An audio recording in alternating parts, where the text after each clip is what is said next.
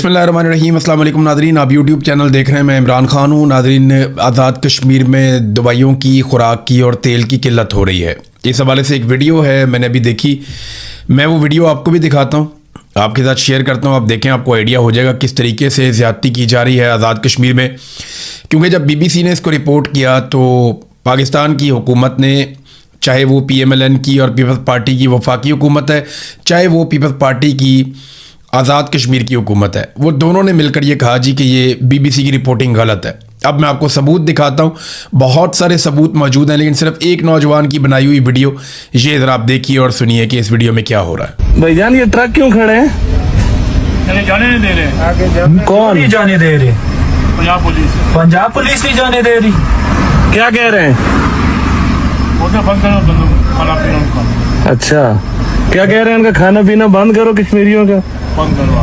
ओहो भाई, ये अभी हम मरी से जा रहे हैं मुजफ्फराबाद की तरफ। जितना भी राशन आज़ाद जम्मू कश्मीर की तरफ जा रहा था, यहाँ पे पंजाब पुलिस ने ट्रक रोके हैं। ये देखें, ये राशन के साथ लोड है। ये आज़ाद जम्मू कश्मीर में जाने नहीं दे रही। ये नौजवान जो वहाँ से गुजर रहे थे, उन्होंने ये वीडियो बना के सोशल मीडिया पर डाली है और ये वीडियो भी सर्कुलेट कर रही है। और बहुत सारी वीडियोज़ हैं, कुछ मुझे भी लोगों ने भेजी हैं। तो अब आप अंदाज़ा करें कि ये क्या रियासत के करने का काम है कि तेल बंद कर दो, दवाइयाँ बंद कर दो, खुराक बंद कर दो। इससे क्या मोहब्बत पैदा होगी? इससे तो शदीद नफ़रत पैदा होगी। इससे तो ये लोग आपसे नफ़रत करेंगे। वहाँ ख़वातीन हैं, बच्चे हैं, बुज़ुर्ग हैं, बहुत सारे बीमार हैं, उन्हें दवाइयाँ चाहिए, बहुत सारे लोगों को खाना पीना चाहिए। आप क्या चाह रहे हैं कि अवामी एक्शन कमेटी के ऊपर वहाँ के अवाम गोली चला दें और ये आपस में लड़ पड़े वहाँ के अवाम? या आप खुद अब गोली नहीं चलाना चाहते, खाना जंगी करवाना चाहते हैं?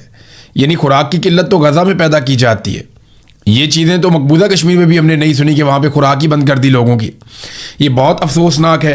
इसको जितनी जल्दी ख़त्म करें उतना बेहतर है।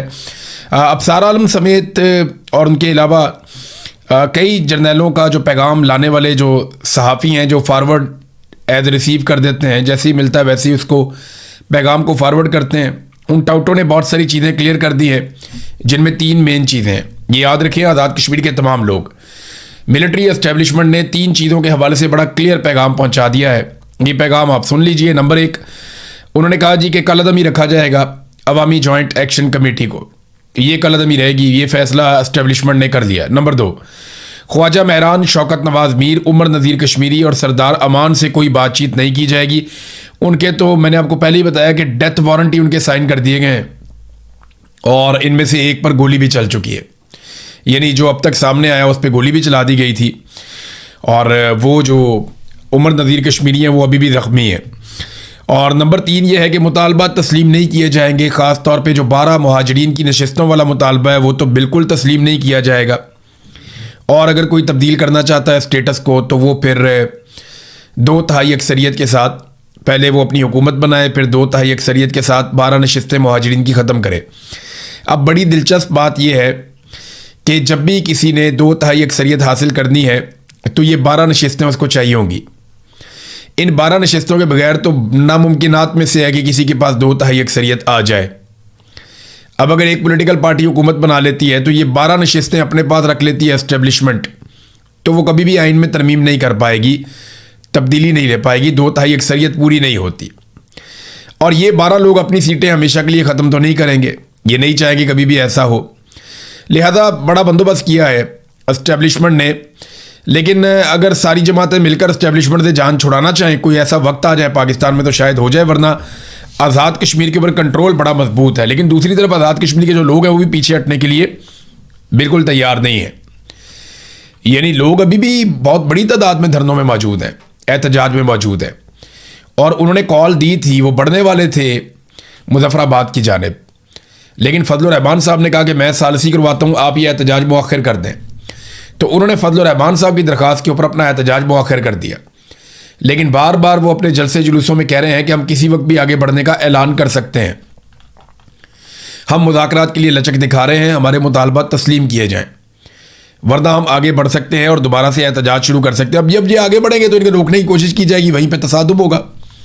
और जब तसादुम होगा तो दोनों तरफ का नुकसान होगा, क्योंकि आज़ाद कश्मीर की ट्रेन ऐसी है, वो लोग ऐसे हैं कि वो मुज़ामत करते हैं और मुज़ामत के अंदर फिर नुकसान होता है।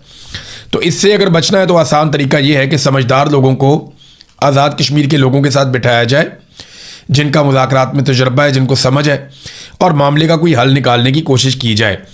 शौकत नवाज़ मीर ने एक स्टेटमेंट जारी किया, उस स्टेटमेंट में आपके सामने रख देता हूँ। मैं आपके साथ हूँ, ना मैं गिरफ्तार हुआ और ना ही मैंने मैदान छोड़ा है।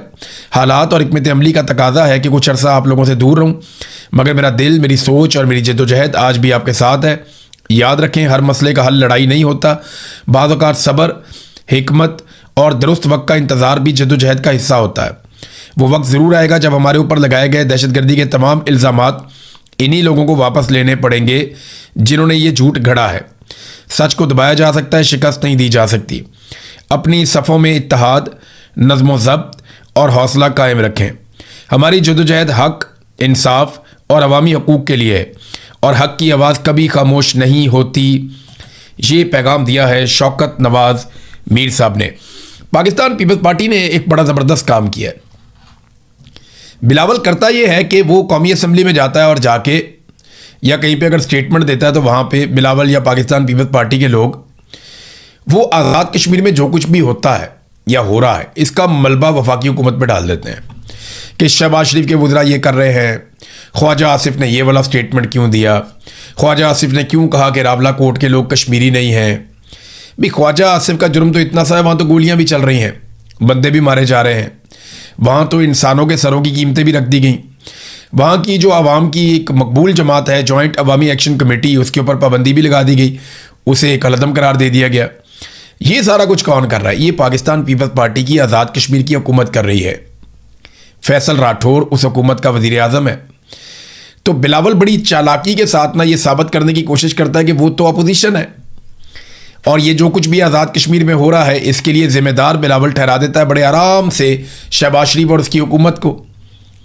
लेकिन असल में इसके लिए जो बड़ा ज़िम्मेदार है वो बिलावल खुद है, क्योंकि बिलावल पीपल्स पार्टी है और पीपल्स पार्टी की आज़ाद कश्मीर में इस वक्त जाली हुकूमत है और वो वहाँ जाल साजी के साथ वो तमाम इकदाम कर रहे हैं, चाहे वो उनके रहनुमाओं के सरों के ऊपर इनामात रखना हो, चाहे उस जमात को कलअदम करार देना हो, चाहे फोर्सेस को दावत देकर आज़ाद कश्मीर में बुलाना हो, चाहे बार बार क्रैकडाउन करना हो, गोली चलानी हो।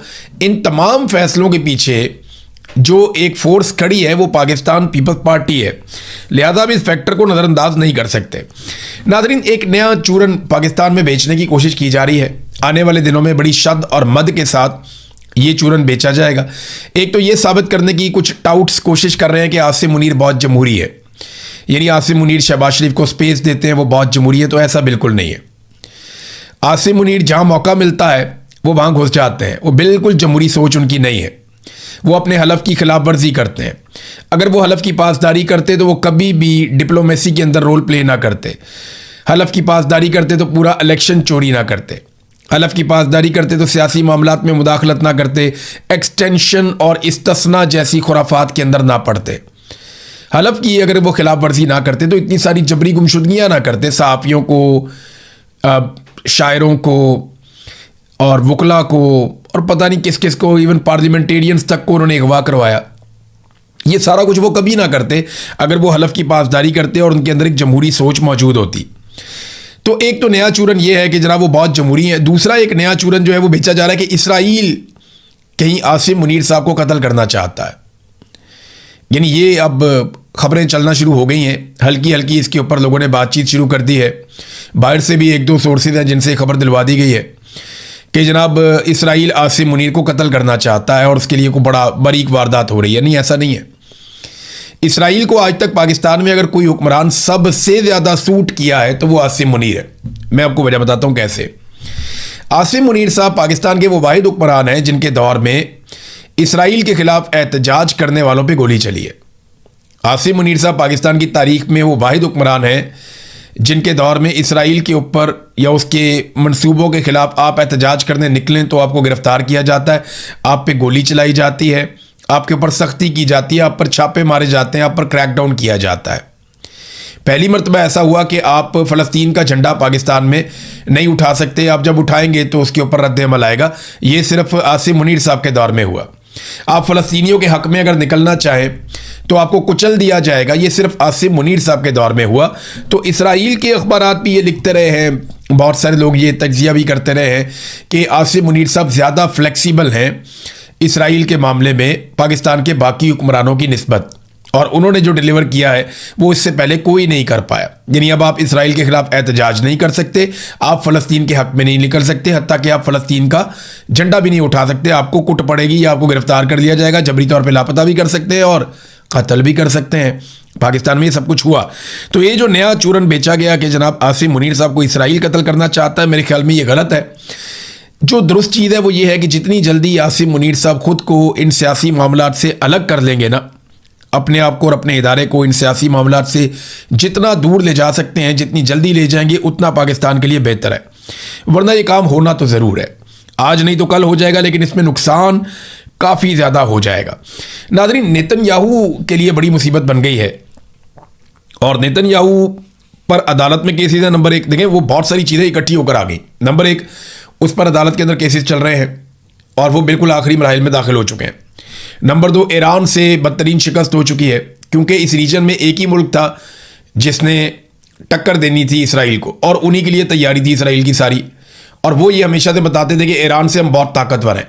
लेकिन ईरान ने जिस तरह मुकाबला किया वो शिकस्त अब नेतन्याहू के खाते पड़ गई। नंबर 3, ट्रंप का रवैया काफ़ी बदलता जा रहा है।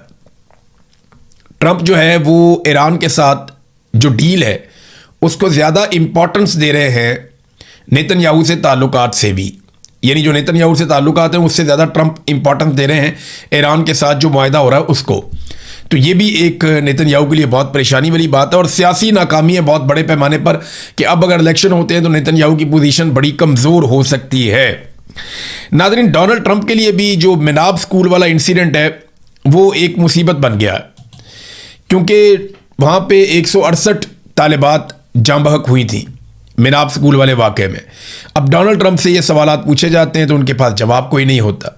तो इस मरतबा डोनाल्ड ट्रंप ने जो जवाब दिया वो बड़ा घुमा घुमा के जवाब दिया। उसने हर तरह से बचने की कोशिश की, जनाब मैं नहीं जानता कौन जिम्मेदार है, इसका तो तयन होना बाकी है, मैंने भी रिपोर्ट देखी नहीं है, हवा में बहुत सारे मिसाइल थे, सब लोग मिसाइल चला रहे थे, पता नहीं किसका मिसाइल जाकर लग गया, मुझे नहीं लगता कि वो अमेरिका का मिसाइल था जो जाकर स्कूल के अंदर लगा। देखिए, ये रिस्पॉन्सिबिलिटी किसी को तो लेनी पड़ेगी। ईरान ने इसकी मुकम्मल तहकीकात करवाई हैं और आलमी इदारों को उसने ऑफ़र भी किया कि जो आकर देखना चाहता है, जो चाहिए हम देते हैं।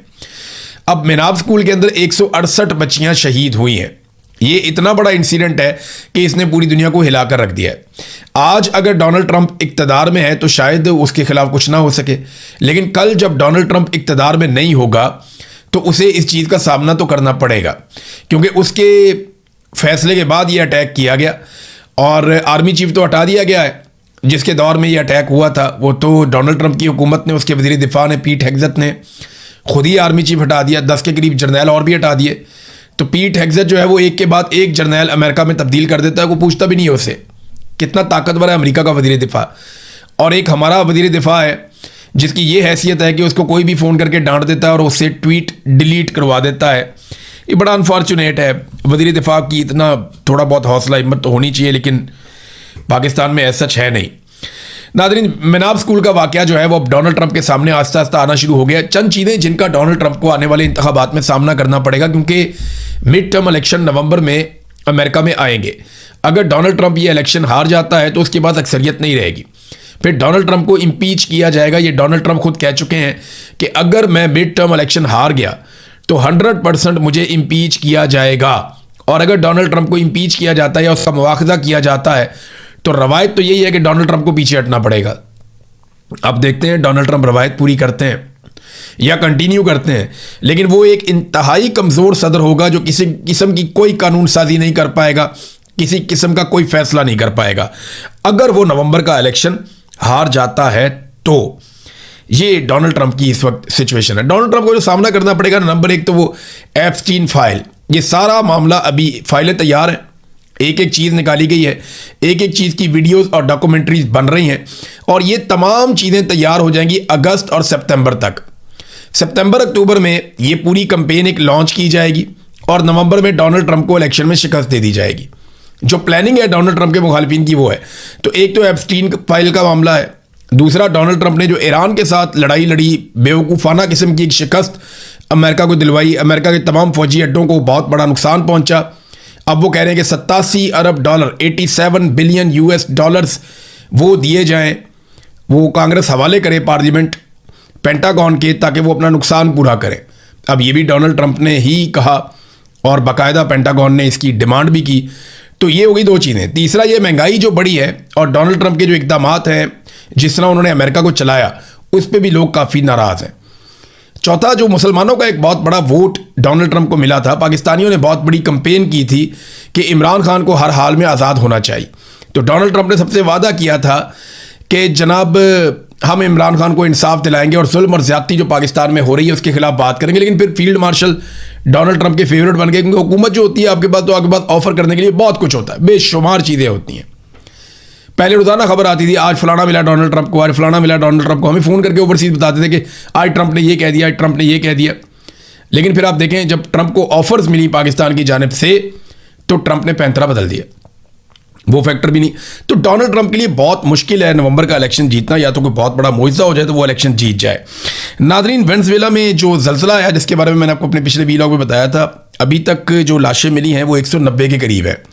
जो इब्तदाई तखमीने आए थे और फौरी तौर पर जो लोग माहिरीन हैं उन्होंने कहा था कि 10,000 से ज़ायद और 1 लाख तक भी उन्होंने खदशे का इजहार किया था कि लोग जाँ बहक हो सकते हैं। लेकिन अभी वो उस तरह नहीं नुकसान हुआ, लेकिन नुकसान बड़े पैमाने पर हुआ है। अब तक 190 लाशें जो हैं वो निकाली जा चुकी हैं और लगातार रेस्क्यू का काम जारी है। तो अभी अगले 24-48 घंटों में हमें बिल्कुल समझ आ जाएगी कि वेनेजुएला में कितनी शिद्दत का ज़लज़ला था, कितना नुकसान हुआ और कब तक वो रिकवर करेंगे। अब तक के लिए इतना ही। अपना ख्याल रखिएगा, अपने इस चैनल का भी। अल्लाह हाफिज़।